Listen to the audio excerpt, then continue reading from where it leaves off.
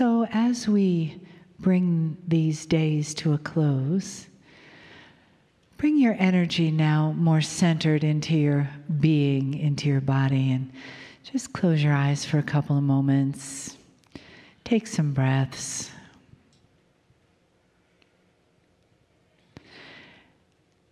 And be aware of the blessings that Spirit gives you just by your being here.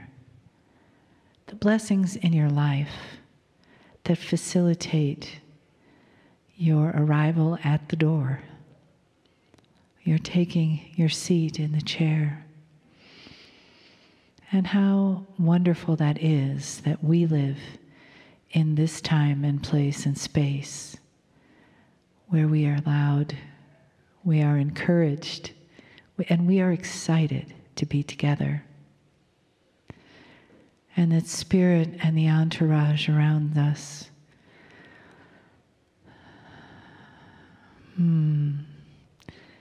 surrounds us with arms of love. And just let yourself feel that. And know that when you leave, you take that with you. Those arms of love. That beautiful energy in your heart, in your whole beings, that has been reawakened, recalibrated, reinitiated into the divine you, the deeper remembering of the places where that lives, and bringing it to the now, bringing it into your life so that you walk forward into this new year with that unfolding in front of you. The light of God shining your way on your path. The arms of the divine around you. And your own knowing of the truth and the power of who you are. Of who you are as loved.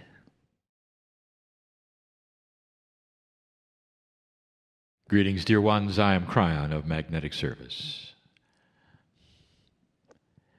I speak again, yet, you're my partner, at the end of a day of intensive information. Gathered before me are those who have been through the processes, the learning. And in those processes and in those learning times have been ideas and concepts presented which are new. Often they're new because they fly in the face of what has been. They tend to rewrite what you learn.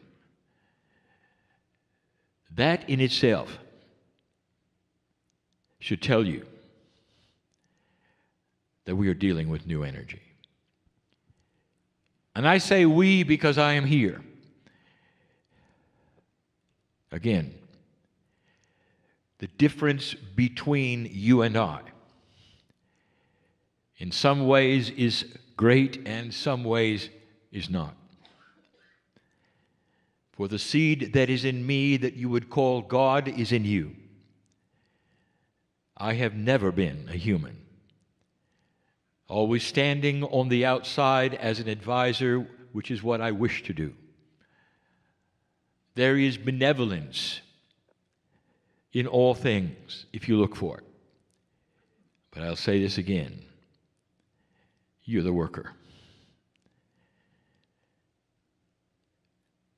Today's information has been about how to find that which is the bridge to the eternal soul. And in the human body, we have told you that the bridge exists in many ways, but the one that is the greatest is that elusive one called innate. And we've given you some of the ways that are just beginning to get to it. And they're the practical ones. You might even call it its spiritual survival. It's the beginning. It has to do with health, well-being, youthing. All of these things are the beginning of a human race which is going to change. Very slowly, but it will change. There is adoration, elation, the celebration on my side of the veil. And it's there because of what we see, we have seen before. There is a pattern here. Not to become too strange or esoteric, but dear ones, you are eternal. And you don't even know how eternal you are. You're ageless.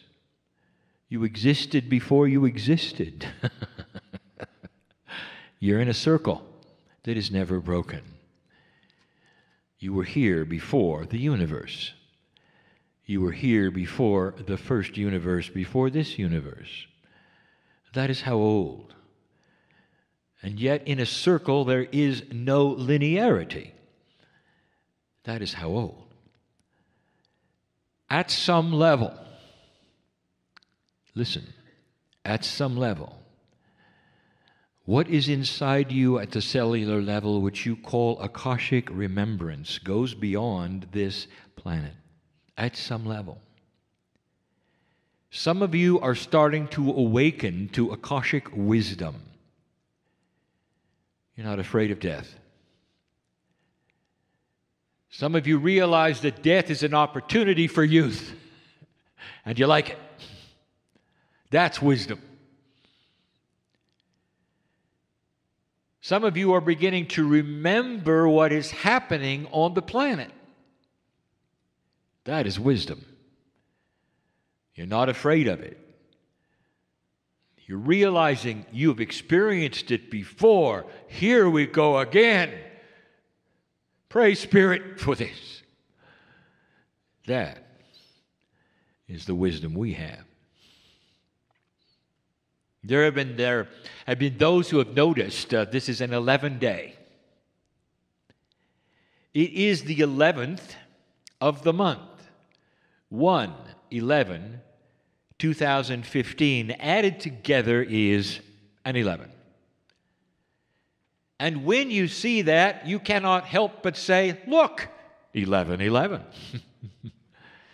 And that should mean something to you, a wink from Spirit that said, all is well. It really is. Better than you think, no matter what news you get. Blessed is the light worker who plows forward in a difficult time with joy, expectation, intent, and peace. You don't let the things around you, which are real, then temper the spiritual reality that is grander and greater than that which is on the news. 11 in any numerology means enlightenment. It is the light, the first master number that exists. The master numbers and their definitions, if you have not noticed, respond to the evolution of humanity. And what are you told is the first thing that happened? Let there be light, illumination. What is the second thing? The creation story, that which is duality. That's the 22. The third, 33, that of the compassion. It begins moving toward 44, which has not yet been defined. Illumination, dear ones. It's a day to celebrate the light. We told you yesterday something we will then now complete. We told you that Spirit does not measure time like you do. It is not calendar-based, it is not clock-based, it is energy-based. And it is often then guided by the cosmos. The energy around you, the consciousness around you, the stars, the solar system. The things that influence you, your DNA, your consciousness, all is part of our clock. Now, what is going to happen in the future based upon our clock? You may have noticed that 2013 seemed to slop into 2014 in the recalibration department. At the end of 2013, all did not then get well. It continued for some, it healed for others, and others didn't feel it at all till the middle of last year.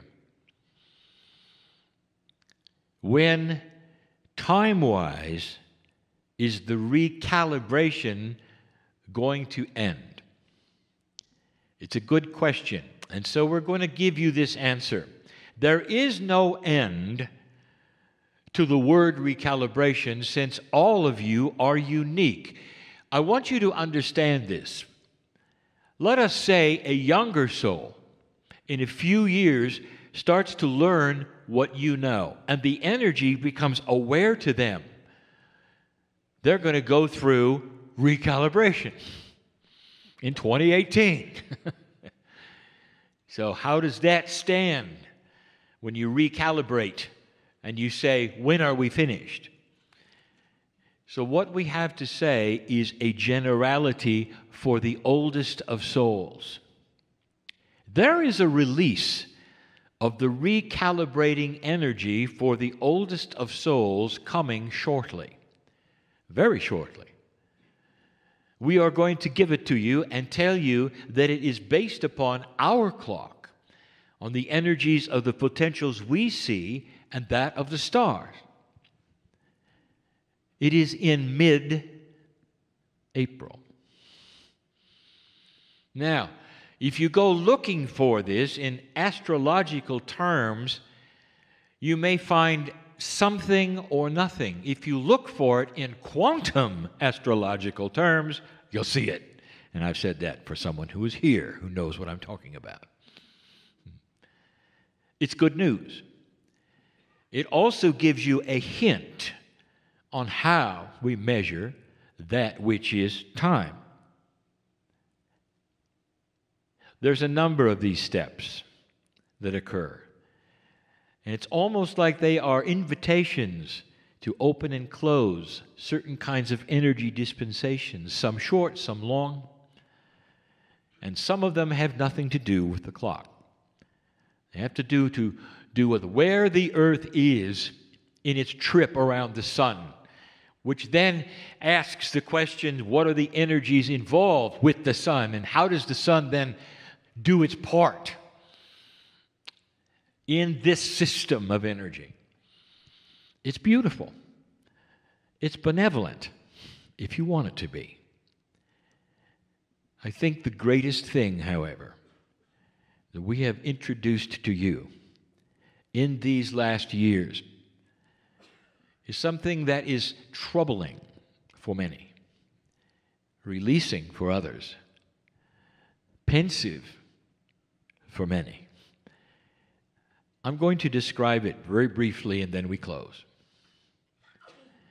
We have said over and over that human consciousness is based upon what you understand and you realize from birth. That there is no judgment of this. In fact, it makes total and complete sense that you are a three-dimensional society. Now, if you want to look at semantics, and you want to look at the great scientists who brought you relativity, you may have 4 dimensions. So we use the word 3D as a word that means you're linear. You are. This is all you've had. And all of your lives you put one foot in front of the other. You go to the next square on the calendar. Your verbiage, your thinking, even that which is spiritual, has to be based in something that is comfortable for you, that you understand. The most esoteric thinking is still linear. The most intellectual of you that would be proud of how far out you can be is linear. You discuss different dimensions and you give them names and numbers. That's funny. You don't even know what you're talking about. Let's all number the degrees of love. Write them down and pencil them in and draw the lines. That's funny. You're still linear. And now it stops. One of the greatest things that is changing with the human mind is the release of linearity.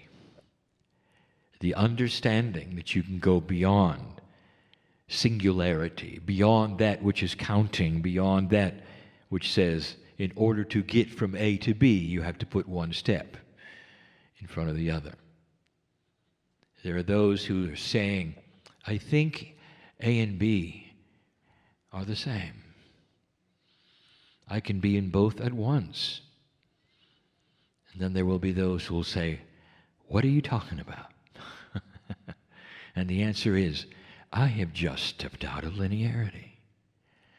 And I will tell you that anyone who is thinking those things has indeed stepped out of linearity. There's an irony.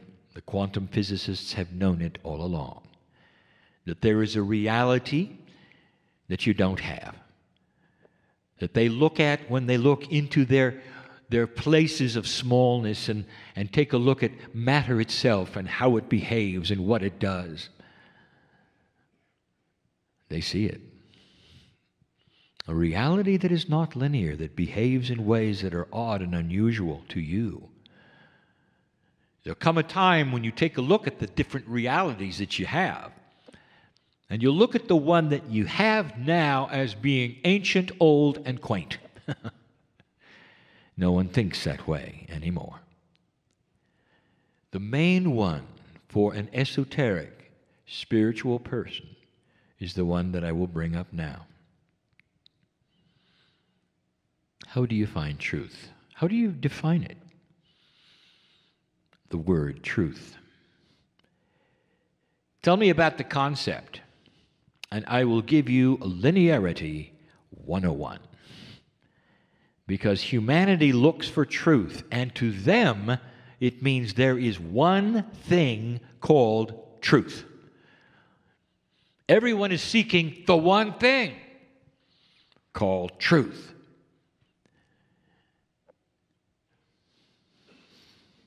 You may have noticed something. 25 years, we never gave you the rules of a doctrine, did we? Never. 25 years, we never told you, think this way, think that way. We told you that free choice was king, didn't we? Now, as we become more elegant, and the transformation into non-linearity is becoming more real, you get to know a grander truth. This will not sit well with many. There is no such thing as a singular truth. How can there be one truth for 7 billion unique souls? How is it possible? And yet you look for it. Spiritual common sense will laugh at you for doing this. You will look back and laugh at yourselves. And yet you are designed in this way to look for one thing to grasp on that everyone else can grasp on, and that one thing will then be your salvation of peace and joy and energy and health and youthing.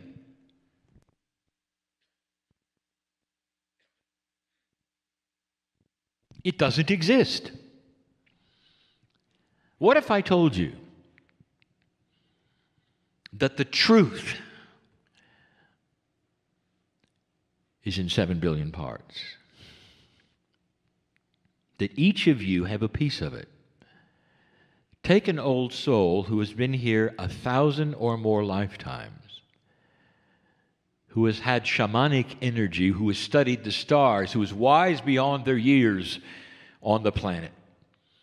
Whether you remember it or not, this is not important. I'm talking about what's in you, in your DNA.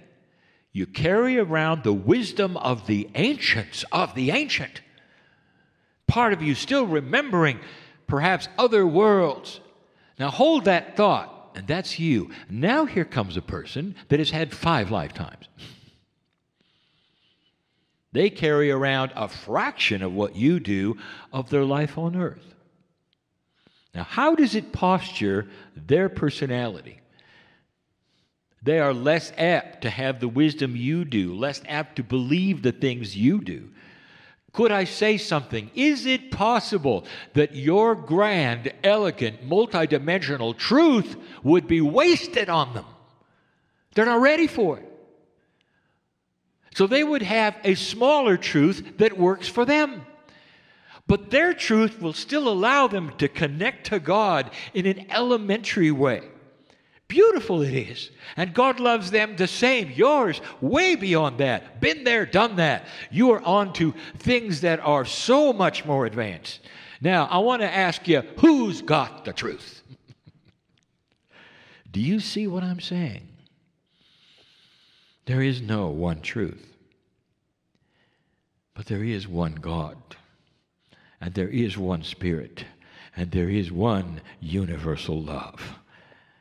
And when you mix these together, we invite you to find the grandest truth of all, and that will be yours.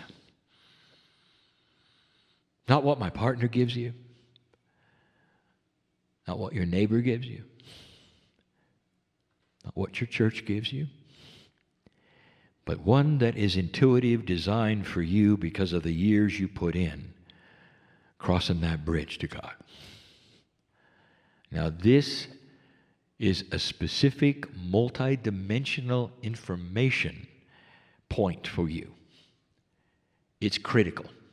If you do not pass this understanding, there is a tendency for you to be stuck looking for the one truth, which, by the way, has gotten humanity into a lot of trouble, if you've noticed. Time to break the paradigm. Is Christianity correct? Absolutely. Is Buddhism correct? Absolutely. Is Hinduism correct? Absolutely. Does Islam have a place in this? Absolutely. The love of God, when refined, for the souls that need it, will cling to a certain kind of paradigm, and God will be there, and healing will be there, and youthing will be there for the souls that need it. And it's all correct and true. But Kryon, can you give us some kind of a guidance of perhaps like where we're headed, or what to look for, or it's so crazy and scrambled up. What do I do? What do I look for? I will give you the answer. You look for love. Period. You look for love and compassion in any belief system. You'll find it at the core. Go where it feels comfortable and move forward. And you'll be honored for it. Look for love. The dark cannot be represented for long as accurate or true, because there is no love and there is no compassion, and this earth knows better. Welcome to a new paradigm, common sense, and reality. Some of you got this, some of you have no idea what I said. And all of that is appropriate as well. Every single human has his or her own path of discovery in your own time, in your own way. You are blessed for it. My only request, if I may have one, please don't stop seeking. Please don't despair. Please do not think that it's over simply because of somebody who says something. A request. Because I've been here before, and so have you. And so it is.